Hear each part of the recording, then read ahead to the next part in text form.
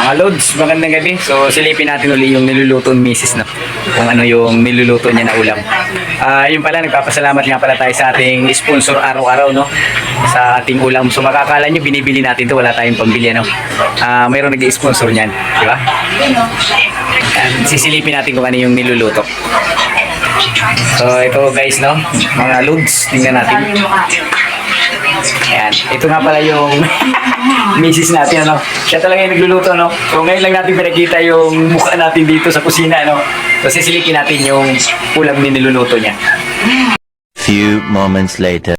Yan, mga Lods, mga idol, pasensya na kayo sa kusina natin na dahil napakakalat, no? Kasi syempre pag nagluto si misis, tapon dito, tapon doon, siya din na maglilinis niyan.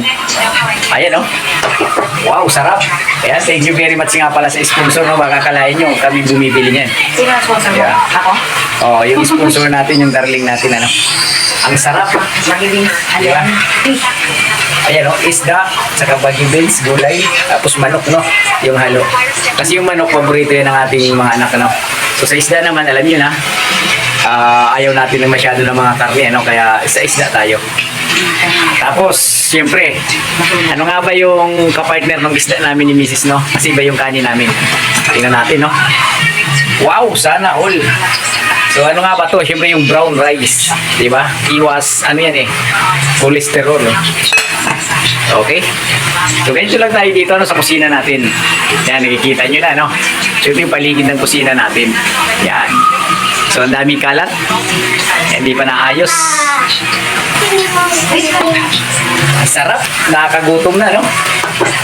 So, syempre, yung luto ni Mrs. lang, hindi naman natin pwedeng ipagpalit niya sa iba na dyan lang sa mga kantin-kantin, ano?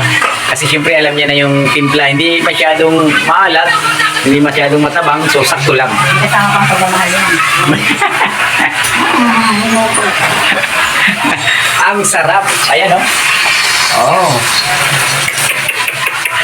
Siyempre, gabi, huwag naman masyadong maraming kakainin, ano? Kasi siyempre itong brown rice na to, mabubusog ka kagad, kaunting ano lang to eh. Hindi naman yung sabing marami yung kakainin mo kasi kaunting ano lang yan, isang sandok lang, talagang busog ka na. So kakaiba tong kanin na to kumpara dun sa kulay puti, ano?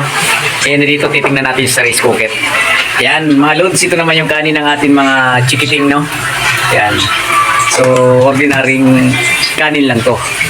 No? Kasi syempre, ayaw nila nung brown rice. So ayun mga Lods, pinakita na natin yung ulam natin. Ano, ngayon, titikman na natin. Ayan, no? O, di ba? Sandok ng misis natin. Ano siyang bumili nito? Akala ko nga dati, pag nilagay mo to sa mainit, no? Nalulusaw. Kasi plastic eh.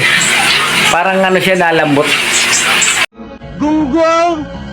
Barinig kita sa mukha eh! Hindi yan. Wala sabaw yan.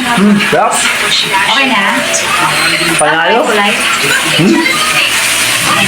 Kapag wala pa kong binambing. Panalo. Kahit wala kang hilamos darling, maganda ka pa rin sa camera. Oh.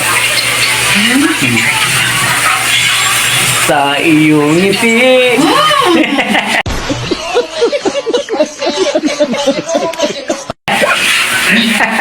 Ganito lang kami dito, no? So, mahirap talaga yung, ano, vlogger-vloggeran lang tayo, mga idol, no? Mga Lods. Kunyari, vlogger-vloggeran lang tayo. Ano ba? Ang luto na yung gulay? Sarap. Luto na?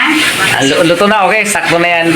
Parang half-cook lang siya, no? Hindi masyadong matigas, malambot. So, sakto lang. Ikaw na magsanto. Ayan, oh. Yan. Ito na. Oh. Oh, di ba, mga Lods, mga idol? Isda mo. Oh, ngayon nakita niyo na yung ano namin dito sa bahay, no? Kasi lagi yung pinapakita natin yung ulam lang, ano? So, ganito lang tayo dito. Okay, mga boss? So, mamaya kakain tayo. Papatayin mo natin ang camera.